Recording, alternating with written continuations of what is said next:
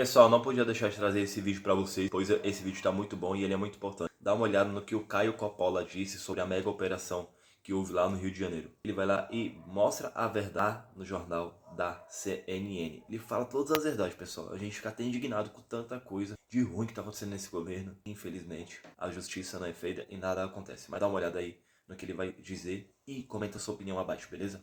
Lembrando que sua opinião é muito importante, então comenta. Em primeiro lugar, toda a nossa solidariedade às vítimas inocentes dessa tragédia, especialmente os familiares dos policiais que heroicamente deram a sua vida a serviço do combate ao crime e ao combate ao terror no Rio de Janeiro. Hoje, o Brasil é governado por um presidente da República que declarou que os traficantes é que são vítimas dos usuários de droga. E esse presidente lidera um partido político que obteve mais de 80% dos votos dos presos nas cadeias. O nosso ministro da Justiça celebra a soltura de metade dos presos detidos em flagrante, enquanto o Supremo Tribunal Federal reenquadra milhares de traficantes faccionados como se fossem meros maconheiros. Para completar, o STF é presidido por um ministro que já proibiu a polícia do Rio de Janeiro de realizar sobrevoos e operações táticas nas favelas dominadas pelo crime organizado. Mas, enquanto a narrativa da esquerda brasileira é tratar os criminosos como vítimas da sociedade, as estatísticas revelam a realidade sobre quem são os verdadeiros agressores. Em 2024, segundo o Datafolha, 23 milhões de brasileiros viviam em áreas dominadas por facções criminosas. Mas graças à impunidade e à soltura em massa de criminosos, esse número aumentou 24% em apenas um ano. Atualmente, são 28 milhões e meio de pessoas habitando zonas sob comando do crime. E quando essas pessoas inseguras, desesperadas, olham para as nossas autoridades em busca de respostas, o que elas veem? CNN Brasil, STF anula a apreensão de 695 quilos de cocaína. G1, Supremo manda soltar 15 integrantes condenados de quadrilha que opera tráfico de drogas. Poder 360. Lava Jato faz 9 anos, sem políticos presos e com Lula presidente. Folha de São Paulo, Correios voltam a dar prejuízo bilionário sob gestão petista. Estadão, fraude bilionária é o segundo escândalo no INSS do governo Lula III. Então vejam só a situação deprimente do nosso povo. O Estado brasileiro é governado por ladrões incompetentes, enquanto o território brasileiro é governado por traficantes e assassinos, sob o beneplácito da nossa justiça. Aliás, se 15% do país está mesmo sob domínio territorial do crime organizado, por que ninguém da esquerda levanta a bandeira da soberania? Afinal de contas, o que é soberania? É o direito exclusivo do Estado de exercer sua autoridade sobre uma sociedade no seu próprio território. Se tirar o visto americano de um juiz que censurou cidadãos americanos já é considerado um ataque à soberania nacional, imagina aterrorizar 30 milhões de brasileiros pobres e vulneráveis obrigados a obedecer sob pena de violência, tortura e morte. Que soberania seletiva é essa? Aspas aqui para a matéria especial da CNN Brasil. A tentativa de equiparar facções criminosas a grupos terroristas é motivo de preocupação no governo Lula, que vê na medida um risco à soberania. Por isso, Ju, na ONU, o senhor Lula da Silva disse com todas as letras, é preocupante a equiparação entre a criminalidade e o terrorismo. Quer dizer, então, que, de acordo com os critérios do governo Lula, narcotraficantes do PCC e do Comando Vermelho, que atiram com armamento militar, que lançam granadas com drones, que matam policiais para defender o seu território de influência, são apenas criminosos comuns? E, por favor, porque é um assunto sério, deixa eu completar aqui, depois você tira o meu tempo. É muito curioso o duplo padrão das elites governantes do Brasil quando o assunto é terrorismo.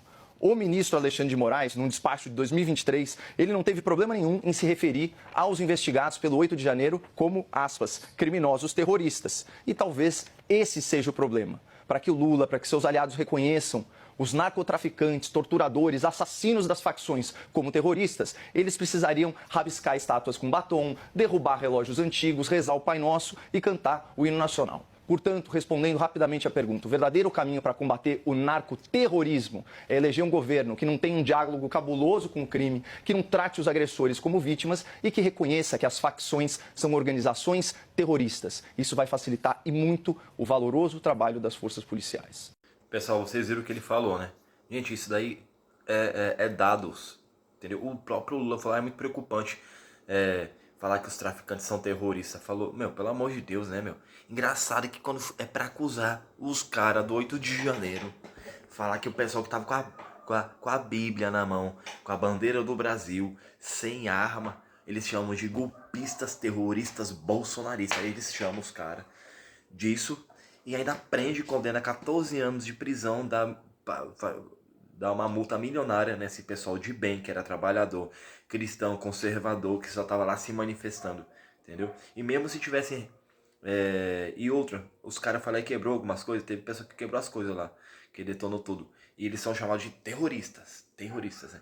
Engraçado que agora os caras lá do RJ são um bando de bandido, de vagabundo, traficante, entendeu? Vocês têm que ver os vídeos, gente, que acontece, os caras pegam o pessoal lá da população, dão paulada, corta cabelo, joga na cova. Ô, meu, pelo amor de Deus, e os caras não é terrorista?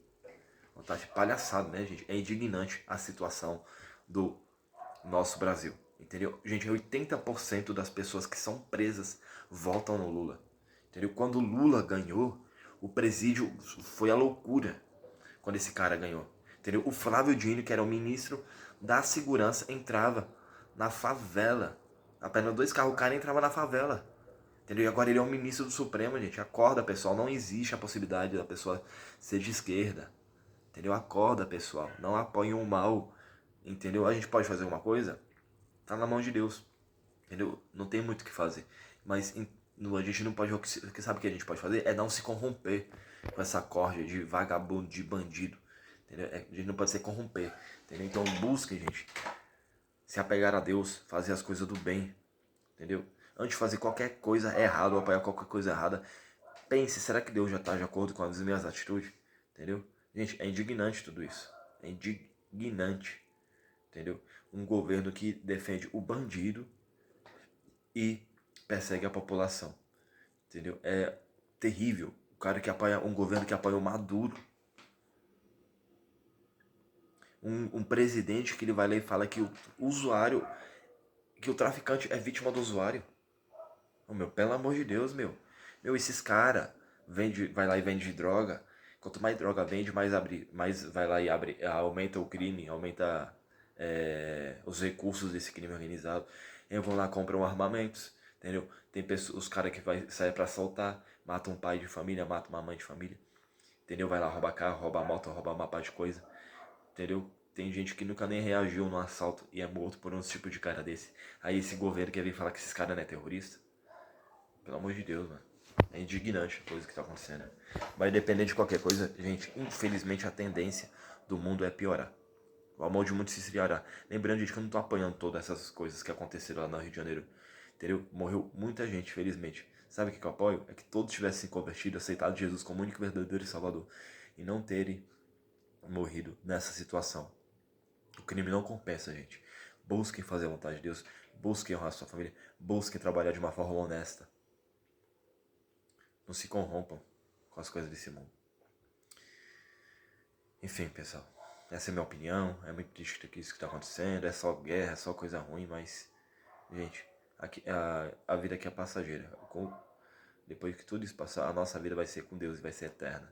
Então, vamos buscar se arrepender e seguir o caminho do Senhor Jesus. Jesus falou, aquele que quer me seguir, negue-se diariamente. Entendeu? Aquele que querer será salvo. Quem não querer já está condenado. Então vamos se arrepender, vamos se apegar ao Senhor Salvador Jesus Cristo. E até o próximo vídeo. Quem puder, gente, tá se inscrevendo aí no meu canal, comentando sua opinião é importante aqui, beleza? E quem puder também, tá se tornando membro, gente, vai lá se tornar membro aqui, é R$8 por mês, de graça, literalmente.